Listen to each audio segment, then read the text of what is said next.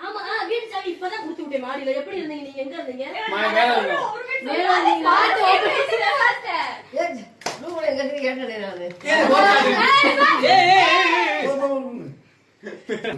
கத்தருக்கும் சந்தோஷமா இருக்கும்படி எங்களுக்கும் சபை மக்களுக்கும் குடும்பத்துக்கும் ஆசிரியர் குடும்பத்துக்கும் இருக்க முடியாத ஜெபிக்கிறதுக்காகவே இந்த